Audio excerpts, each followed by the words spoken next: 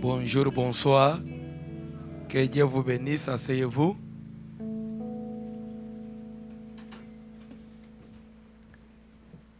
Amen.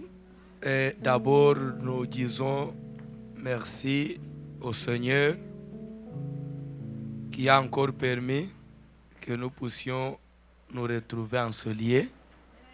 Que son Saint-Nom soit loué. Et je profite également de l'occasion pour remercier aussi le pasteur Pierre ainsi que Maman Véro pour la confiance qu'il nous révèle chaque fois. Et aussi, j'ai dit aussi merci à toute l'église, à toute l'assemblée. Que Dieu vous bénisse. Amen. Et dire aussi à toi qui ne voulait pas que je vienne, peut-être tu disais, mais pourquoi il doit toujours venir te dire que je suis là. Malgré la loi, je suis quand même entré. Malgré ton opposition, on est là. Amen. Que Dieu te bénisse. Nous passons à la parole de Dieu. Surtout, on commence avec un léger retard. Nous sommes dans un séminaire qui a commencé depuis hier. Normalement, on devait être là depuis hier, mais il fallait qu'on bénisse quand même un mariage à Washington. C'est comme ça qu'on devait commencer par là. On est ici, c'est jusqu'au 30, hein, je pense. Le 30, c'est un mardi. Oui. Le thème, qui connaît? Pardon? Malgré la loi, j'entrerai. Malgré la loi, j'entrerai. Ce thème est tiré du livre d'Esther, au 4e chapitre du livre d'Esther, si on peut nous lire le verset 16e.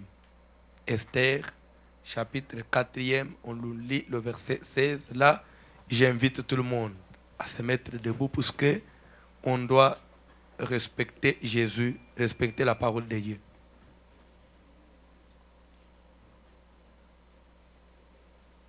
Esther 4, 16. Esther chapitre 4, nous lirons le verset 16. Je lis au nom de Jésus-Christ.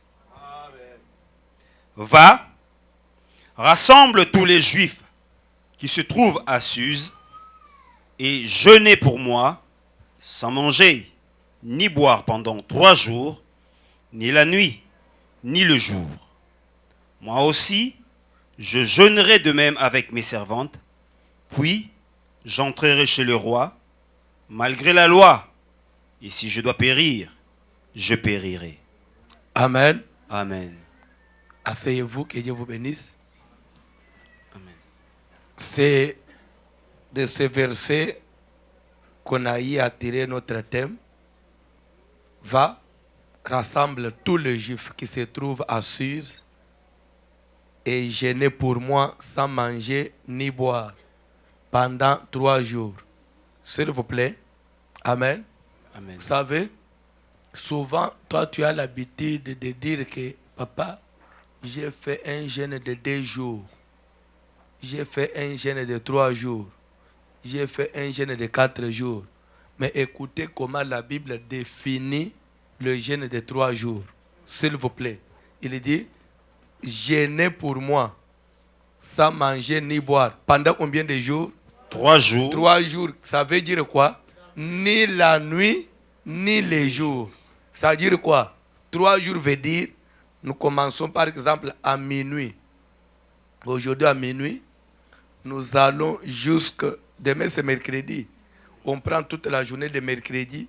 On prend la nuit jusqu'à jeudi matin. C'est que là on a jeûné un jour. Si on prend encore jeudi, on va jusqu'à vendredi matin, 2e jour. Toute la journée de vendredi jusqu'à samedi matin, ça fait 3 jours. Maintenant, si toi tu commences le jeûne le matin pour arrêter le soir, tu n'as pas jeûné un jour. Parce qu'un jour c'est 24 heures. Comment quelqu'un peut prendre 12 heures de la journée et dire que j'ai jeûné un jour? Ou soit, vous mangez chaque soir, après vous dites que j'ai fait 4 jours, papa, de jeûne.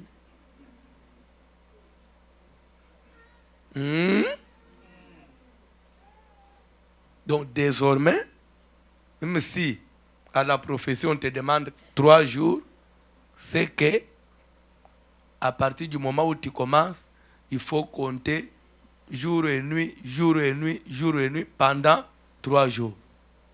Il dit sans manger ni boire. C'est que si on boit, on ne peut pas parler de 3 jours à sec. S'il y a, on prend ne fût-ce que le liquide, le jeûne n'est plus jeûne à sec. Ça devient un jeûne avec liquide.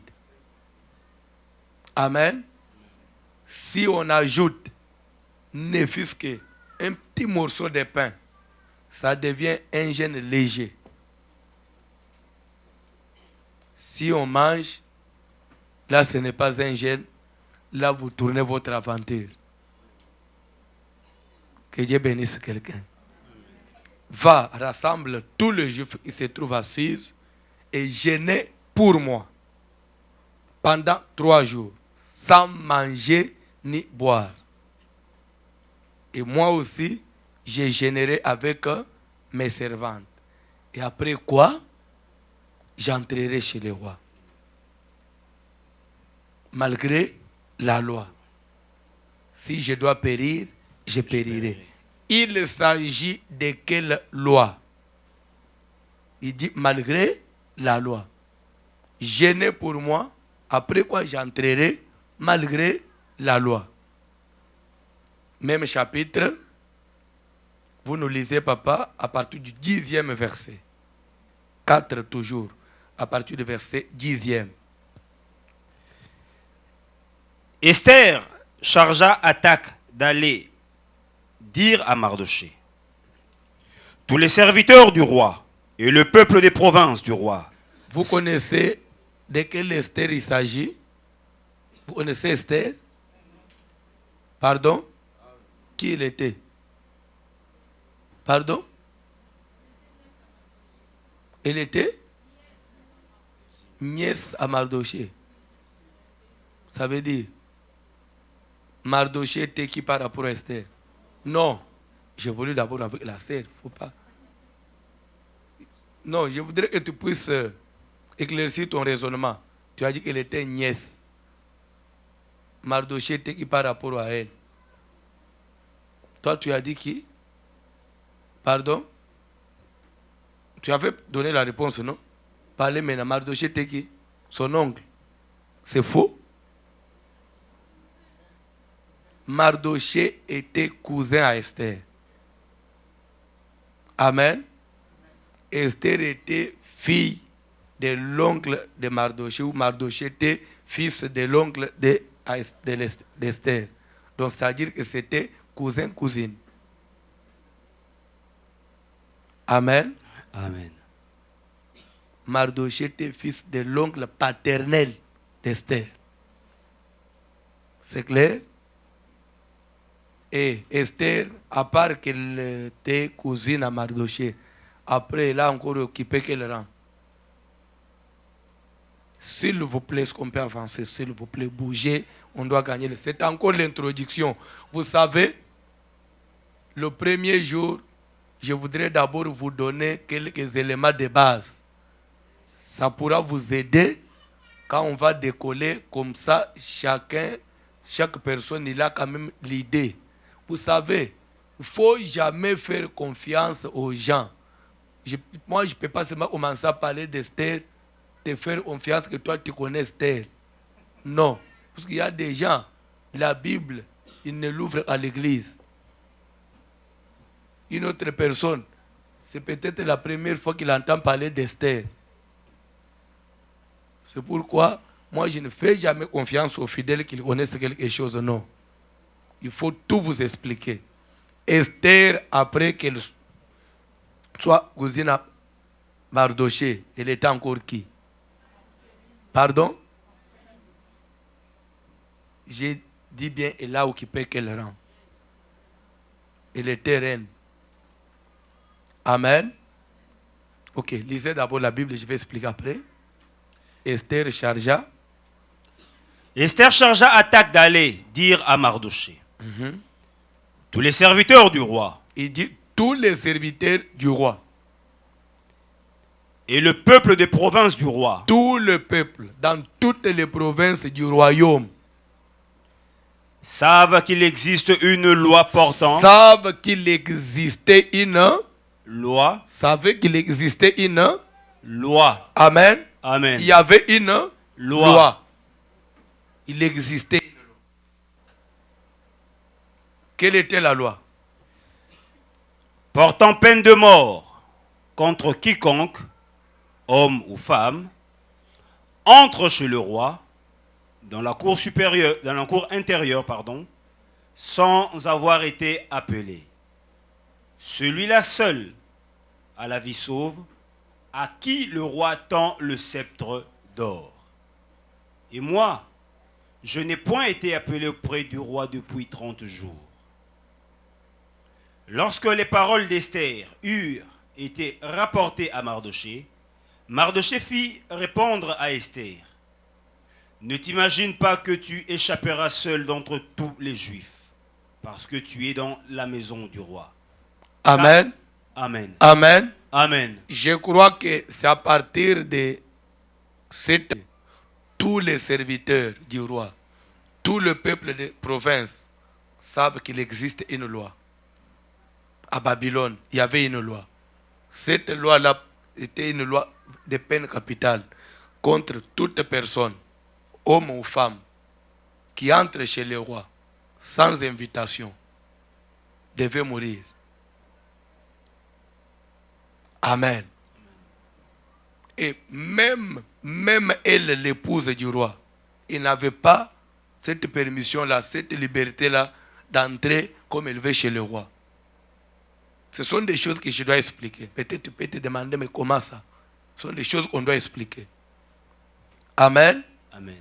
Tous les serviteurs du roi, tout le peuple du royaume savent qu'il existe une loi. Qui peut d'abord, premièrement, me définir la loi? Qu'est-ce qu'une loi? La loi, c'est quoi? Puisque je vais parler de la loi. Malgré la loi, j'entrerai. Tu dois d'abord connaître la loi. C'est quoi? Qu'est-ce qu'une loi? Qui peut essayer? Des étudiants, qui peut essayer? Les élèves, qui peut essayer? La loi. Tu vois maintenant, tu es en train de consulter les dictionnaires. Tu vois la maman là-bas. En tout cas, l'homme qui a fait le téléphone avec les dictionnaires, en tout cas, il est méchant.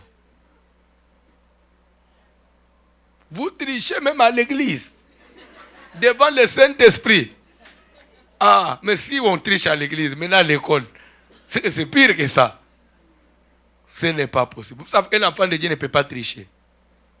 Si vous trichez en classe et que vous obtenez un diplôme, Ce diplôme-là, c'est un diplôme mal acquis. Les biens mal acquis. Quand vous venez vous convertir au Seigneur, il faut les brûler. Oui ou non? Oh. Mais vous ne me croyez pas. Il faut les détruire. Parce que c'est un diplôme que tu n'as pas mérité. Si tu veux aller au ciel, il faut les détruire. Oui ou non? Tu refuses. Ok, ce n'est pas mon problème entre parenthèses. La loi, c'est quoi? Pardon?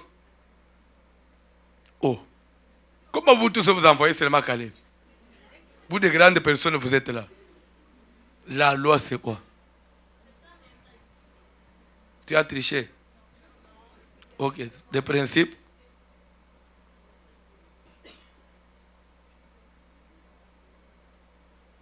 Pardon? Oui, maman.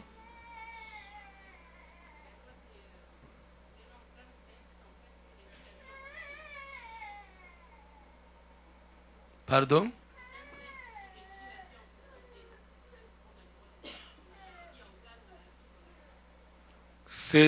Tu as dit c'est quoi? Un texte qui régit la vie en société. Qui peut encore parler? Oui, c'est quand même quelque chose. Ensemble de règles.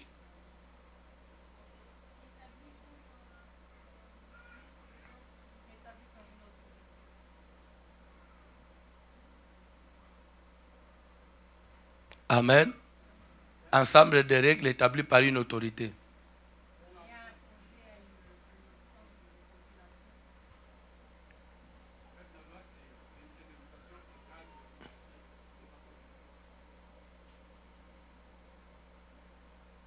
C'est une prescription de l'autorité législative.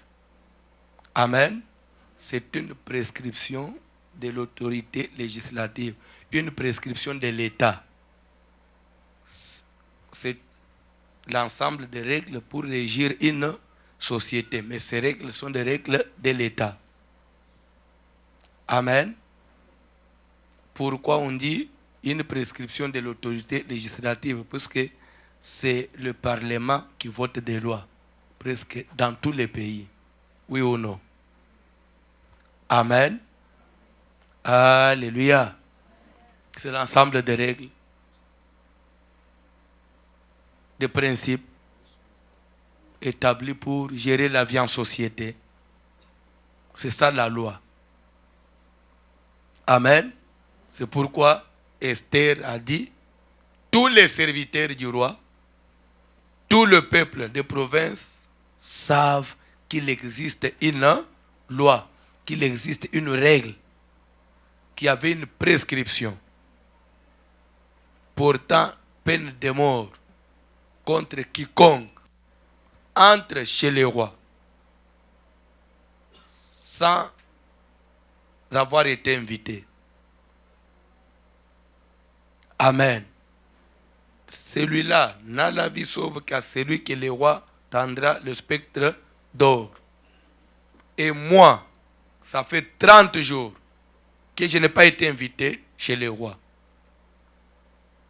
D'abord, je vais un peu expliquer comment cette vie-là s'est passée. Amen.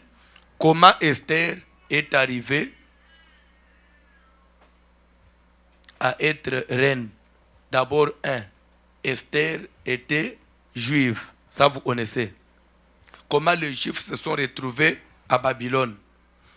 Chaque fois qu'Israël, comme peuple de Dieu, se méconduisait, Dieu devait les livrer à leurs ennemis. Dieu, quand il se retirait de son peuple, et ce peuple devait aller en esclavagisme, souvent à Babylone, soit chez les Philistins, bref, entre les mains de leurs ennemis. C'est comme ça qu'à cette époque, Israël était esclave à Babylone. Esther s'est retrouvée orpheline comment? Pendant la guerre, il avait perdu son père et sa mère. Et c'est comme ça que son cousin, Mardoché, l'avait adopté. Ils se sont retrouvés en déportation à Babylone. Les rescapés de la guerre, on les a pris comme, on les a menés en déportation à Babylone. Maintenant, à Babylone, où ils se sont retrouvé. Le roi de Babylone s'appelait, à l'époque, c'était le roi Assuérus. Le roi Assuérus avait sa femme. Le nom de sa femme était comment? Vachi, la reine Vachi. Vachi, c'était une femme très, très, très belle. C'est la Bible qui le dit. Amen. Un jour, lors d'une manifestation, le roi devait présenter au monde la beauté de sa femme, la reine Vachi. C'est comme ça qu'il y a eu une organisation, on a lancé des invitations, on a fait appel à d'autres rois, aux ambassadeurs. Les gens sont venus de part et d'autre. Ils se sont retrouvés à Babylone, puisque le roi devait quand même présenter sa femme, Vachi, la reine Vachi. Lors de la manifestation, tout était déjà mis en place. Il ne restait seulement que la reine puisse se présenter. Arrivé au moment où on devait amener la reine, on envoie des gens, on envoie le service de protocole. La reine dit qu'elle n'était pas prête. Mais comment tu n'es pas prête? Du moment où c'est une chose qu'on a annoncée depuis longtemps, il y a eu des préparatifs. Comment tu n'es pas prête? Tu dis non. On doit aller dire au roi que je ne viens pas, je ne suis pas prête aujourd'hui. Qu'il puisse se reporter à un autre jour. Amen. Et c'était une humiliation pour l'autorité, pour le roi, pour toute une nation, pour tout un royaume. Devant les invités, la reine n'a pas voulu venir, la reine a désobéi. Vraiment, c'était une humiliation pour ce royaume-là. Vous savez, cela venait d'où? Qu'est-ce qui avait fait que Vachi puisse humilier les rois? Qui connaît la raison? Bref, c'est entre nous, hein? Nous sommes enfants de Dieu. Ce sont des choses qu'on peut se dire seulement entre nous. S'il y a un païen ici, il faut lui dire de boucher ses oreilles. Il ne peut pas écouter ce que je vais dire. Vous savez, dans la vie, hein? Là, je commence d'abord avec les frères.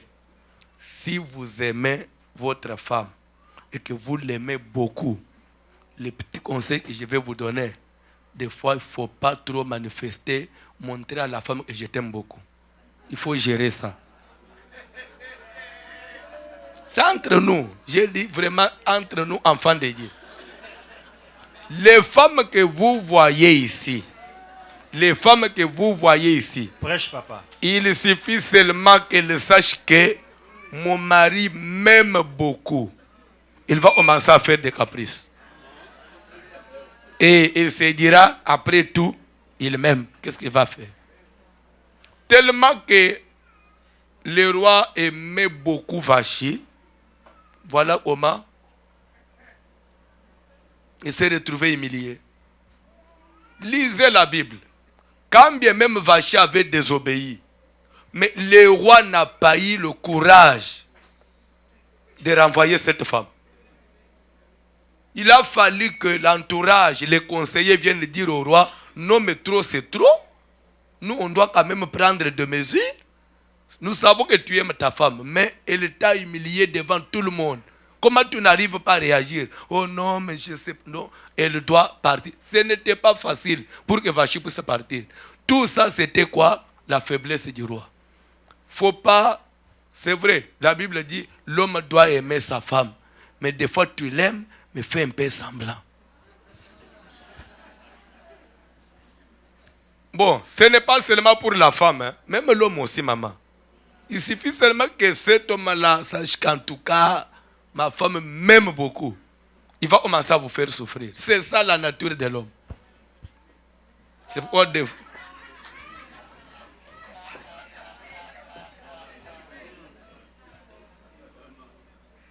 Amen. Mais c'est ce qu'on observe même en Occident ici, non? Il suffit seulement qu'elle sache que tu l'aimes beaucoup. Vous allez commencer à laver même les assiettes. Amen. Mais c'est ce que beaucoup de femmes font même lorsqu'elles tombent enceintes. Surtout celles sait que tu attendais cet enfant-là. Elle va commencer à faire des caprices. Tout le temps, je ne me sens pas bien. Je n'ai pas la force pour préparer. Je ne sais pas faire la lessive. Et comme toi, tu attends les bébés, tu vas tout faire. Il rentre de l'église pour maintenant lever ses chaussures. Je n'arrive pas. Tu es là en train d'enlever les chaussures. Tu vois tout ça pourquoi? Parce que tu as manifesté que tu attends les bébés. Des fois, il faut faire semblant comme si tu n'as pas besoin de bébés, mais pourtant, là, c'est entre nous, hein? Amen. Amen. Bon, c'est ça l'homme, hein? C'est ça la nature de l'homme. Que Dieu bénisse quelqu'un. Amen. Amen.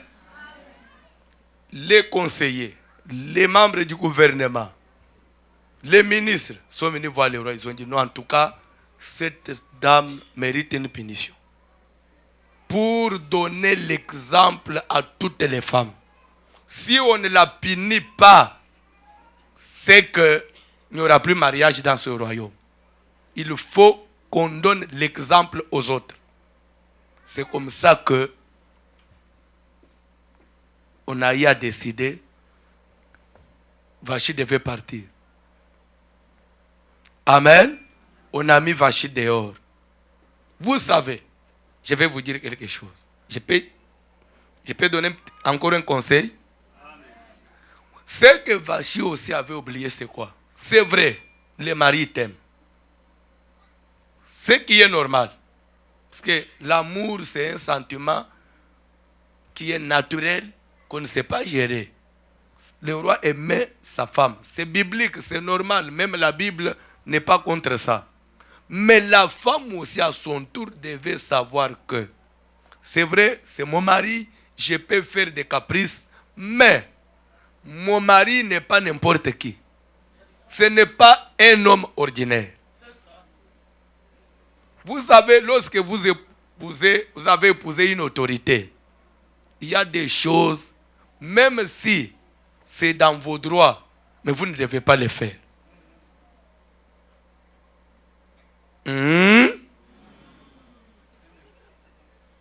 Même si tu as l'habitude d'envoyer ton mari, mais lorsqu'il y a des visiteurs, il faut quand même éviter pour garder sa dignité. Il ne faut pas que tout le monde sache que ton mari à la maison, il fait la lessive.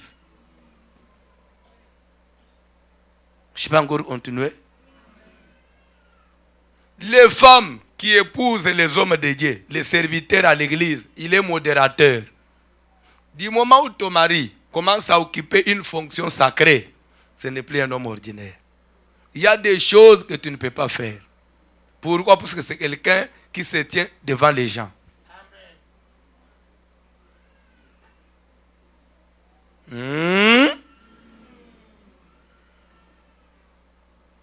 Si c'est un chef quelque part, devant ses subalternes, devant ses travailleurs, la femme doit tenir compte.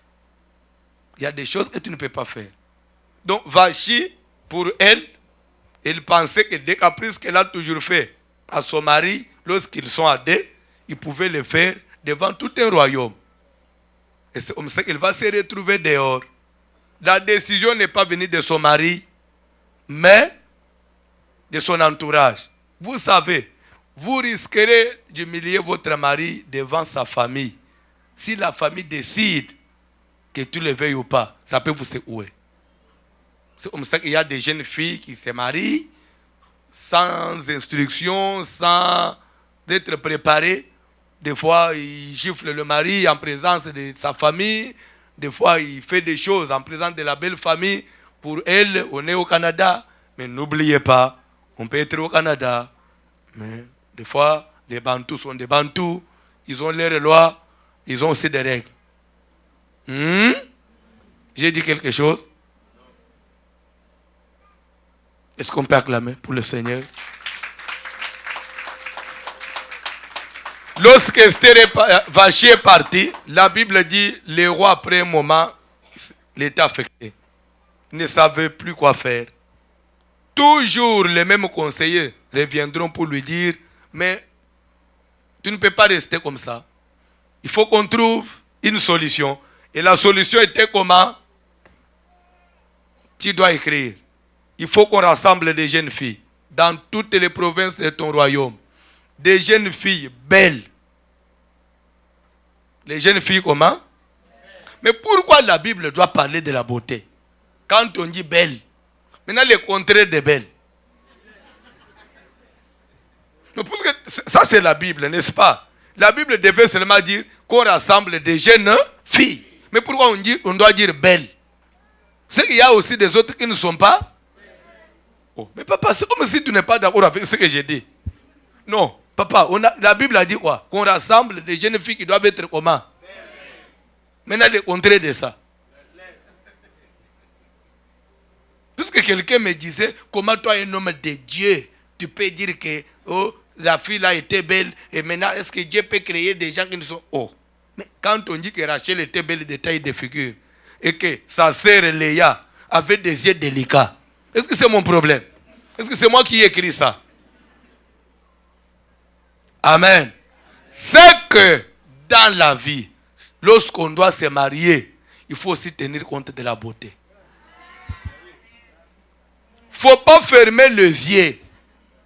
Le mariage, d'abord, au départ, le mariage n'est pas spirituel. Que personne ne te trompe.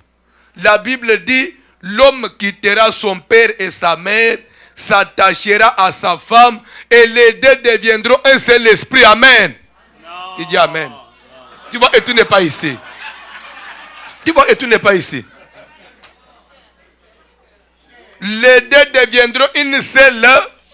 Mais et pourtant la Bible nous dit, c'est lui qui marche selon la chair ne peut pas accomplir les désirs de l'esprit. C'est que quelque part la Bible est contre que nous puissions marcher selon la chair. Mais pour le mariage, la Bible nous dit que nous deux nous devenons une seule. C'est que le mariage n'est pas une affaire spirituelle. C'est d'abord la chair. La chair, mon frère. C'est pourquoi, frère, avant de te marier, est-ce que tu es sûr que ta chair est en bon état? Parce que c'est la chair. Malade, il ne faut pas l'épouser, la femme, parce que tu es malade. Tu as des problèmes dans la chair, oui ou non? Non, le frère là, papa, vous savez qu'il a un problème dans la chair. Pourquoi aller troubler une fille d'autrui? Cette fille-là, elle a des problèmes non, dans la chair. Tu fais pipi au lit, oui ou non? Ah, maintenant tu fais... Ah. Allez-y. Après 2 mois, pasteur vient intervenir. Pasteur, tu ne peux pas venir intervenir. Pourquoi? Parce que tu avais des problèmes dans la... C'est pourquoi le mariage, il faut être correct dans la chair. Il faut connaître les choses de la chair. Le mariage, c'est aussi la cuisine. Ça, c'est la chair. Avant de se marier, une femme doit être préparée pour la cuisine. Ce n'est pas que tous les jours, vous allez commencer à manger dans les restaurants. Non. Prépare-moi ceci. Je ne sais pas. Fais-moi ça. Je ne sais pas. Mais toi, tu sais faire seulement quoi? Oh, seulement de la bouillie. Et c'est un mariage, ça. C'est comme ça qu'il y a trop d'hypocrisie. Vous pouvez être ici, en train de rigoler. Mais ton mari sait bien que tu ne sais pas préparer. Quand tu fais ta sauce, je me demande, c'est une sauce chinoise ou indienne? Toi là. Mais à l'église, tu rigoles, tu fais semblant. Hein? Mais ton mari est ici. Il connaît ce que je suis en train de dire. Vous savez qu'il y a des femmes qui se marient. Elles ne savent même pas préparer, ne fût-ce que les lits, c'est arranger les lits. Les lits. Comment on doit étaler les draps sur les lits. Elle ne connaît pas. Mais elle veut se marier.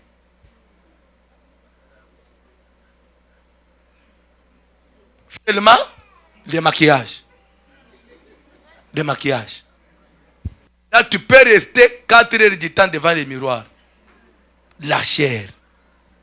Le mariage, c'est d'abord qu'on trouve des jeunes filles belles. La beauté, ce n'est pas spirituel, la chair. C'est pourquoi une femme mariée, un homme marié doit aussi savoir arranger son corps, soigner ton corps. Tu ne peux pas te marier du moment où tu as même des odeurs corporelles. Vous savez qu'il y a des femmes qui ont des odeurs corporelles. Vous la voyez propre, mais quand tu t'approches d'elle, vous sentez que des fois, elle a une odeur. Je ne sais pas si c'est depuis l'enfance. Qu'est-ce qui t'arrive, toi, ma sœur? Qu'est-ce qui t'arrive, toi aussi?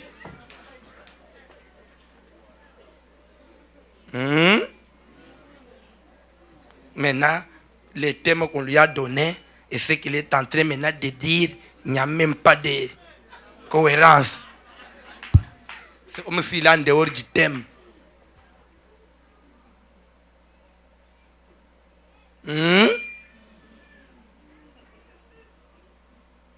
Que Dieu bénisse quelqu'un. Vous savez, à l'église, on doit tout dire.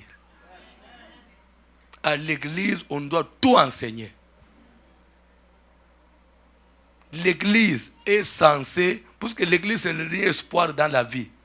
Quelqu'un peut échouer à l'école, vous pouvez échouer au niveau de la famille. L'église, c'est la dernière phase. Si vous échouez à l'église, c'est fini. C'est à l'église où on peut vous récupérer. C'est pourquoi à l'église, on enseigne tout. Que personne ne vous trompe que nous venons à l'église seulement pour la vie éternelle. Si aujourd'hui tu as des conflits dans ton mariage, même si j'enseignais le Saint-Esprit ici, ça ne va pas entrer. Même si je vous enseigne l'enlèvement, ça ne va pas entrer. L'église doit aussi apprendre à préparer le foyer. Si vos foyers sont stables, l'église sera stable. Si dans vos maisons, il y a des secousses, même à l'église, tu ne seras pas à l'aise. La vie commence d'abord, à partir de là, dans ton foyer. C'est pourquoi Jésus a dit, vous serez mes témoins en commençant par Jérusalem. Votre Jérusalem, c'est ta maison. Tu ne peux pas vouloir arranger l'église pendant que dans ta maison, tu n'as pas encore arrangé. Et la Bible dit, c'est lui qui est appelé à diriger, ou soit à exercer une fonction sacrée à l'église, il faut que ça soit d'abord quelqu'un qui dirige bien sa maison. Mais pourquoi Paul nous ramène à la maison? Et pourtant, ici, c'est les choses sacrées. C'est lui qui est censé occuper une fonction sacrée à l'église. Ça doit être quelqu'un qui dirige bien. Est-ce que toi, tu diriges bien ta maison? Est-ce que tu t'occupes bien de ton mari? Ou bien vous donnez plus l'importance au travail? Même si tu travailles, mais du moment où tu te maries, sache que vous avez maintenant double métier. À part ton travail, il y a aussi l'autre travail, c'est ton mari. Tous les jours, tu rentres toujours fatigué. Je suis fatigué. Tu sais que demain je dois travailler. Je suis fatigué. Tu sais que demain je dois sortir tôt. Mais maintenant le mariage, ce mariage, ça va aboutir où? Et le frère ici, toujours le travail, le mariage. Tu aimes l'argent plus que ton mariage. Quand l'homme maintenant va commencer à se méconduire, oh non papa, c'est un païen. Il n'est pas converti. Toi tu es converti. Quand tu négliges le mari, tu es converti. Je ferme la parenthèse. Qu'on cherche des jeunes filles belles, vierges. Là, je passe. Je veux pas de problème, je passe. Là, je passe carrément.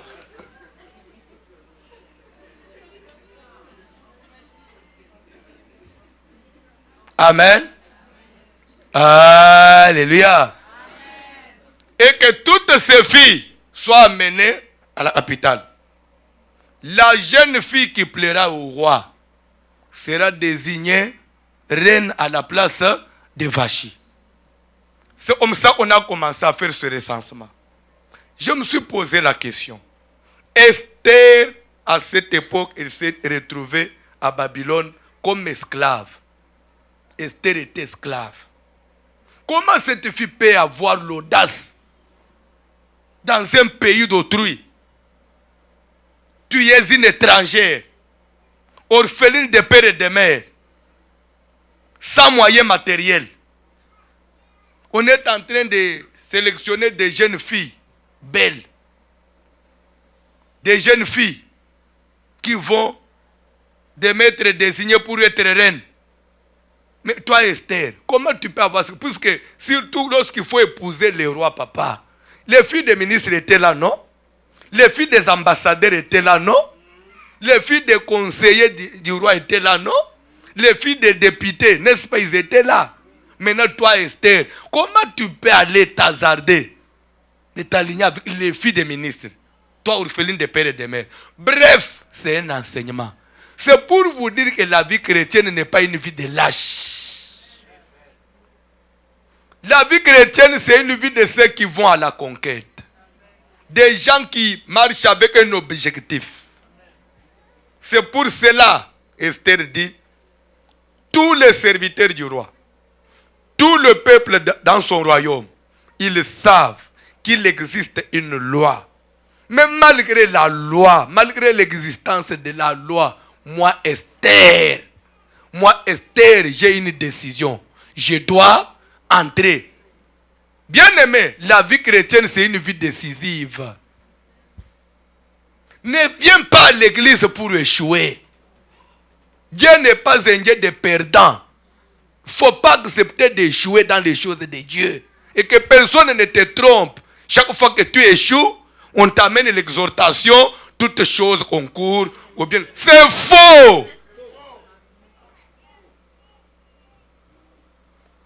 Bien sûr, on parle de toutes choses. Quand on dit toutes choses. Mais chez toi, quand nous devons observer, dans tout, c'est qu'il y a les biens, il y a aussi les mauvais. Allons d'abord dans ce sens-là, oui ou non? Quand on dit tout, et les bons côtés, et les oui ou non? Ok. Maintenant, parle-moi un peu de ta situation. Ce qui t'arrive, toi, quand on doit observer, c'est peut-être souvent de mauvais côtés. Quand tu fais le travail, toutes choses.